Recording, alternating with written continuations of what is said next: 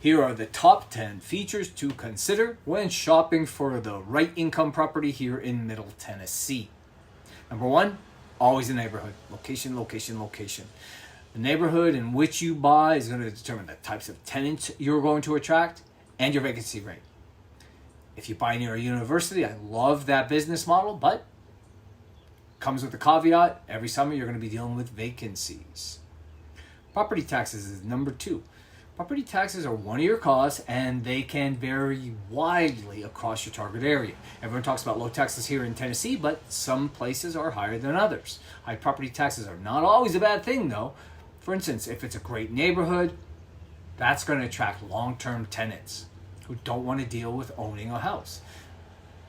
There's also unappealing locations that have high taxes too. You got to check it out. Number 3 is the schools. Consider the quality of the local schools if you're dealing with family-sized units. Super important for your client base. Number 4, crime. No one wants to live next door to a hotspot of criminal activity, man. Online, state, and municipal sites, local police, tons of information out there. That's all I'm going to say about that. Number 5 is the job market. Locations with growing employment opportunities always attract tenants. Here's a pro tip. Look for announcements about a major company moving to your target area, and then bye. Number 6, amenities. Tour the neighborhood. Check out the parks, the restaurants, the gyms, movie theaters, public transportation links, and all the other parks that are going to attract renters. Another pro tip, go down to the local city hall. They're going to have everything, all that information packaged in a nice, neat format for you. Number 7, future development, what's going on. The municipal planning department will have information on development or plans that have already been zoned for that area. If there's a lot of construction going on, it's probably a reliable sign of growth signaling potential buying opportunities. Number 8, what's the current number of listings and vacancies? If a neighborhood has an unusually high number of listings, it may signal a seasonal cycle, or it could be a neighborhood in decline. You got to find out what it is. In either case, high vacancy rates are going to force you to lower your rent to attract tenants. You don't want to do that.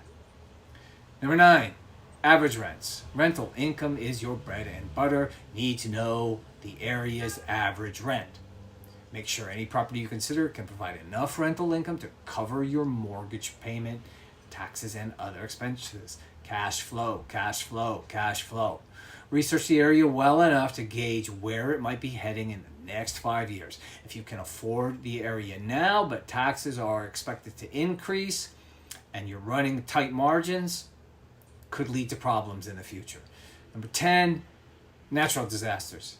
Yep, no kidding. Insurance is another expense that you're going to have to subtract from your return. And if you buy in an area that has a tornado alley, been hit in the past, you could get hit with a huge insurance bill. So do your due diligence. We've put all this information plus some additional pertinent facts and insight that you're going to want to consider into an excellent blog post. It's posted on our website. There's a link in the description. If you're serious about investing, call Peter Bourdeau and Associates at 931-787-0479. You'll be glad you did.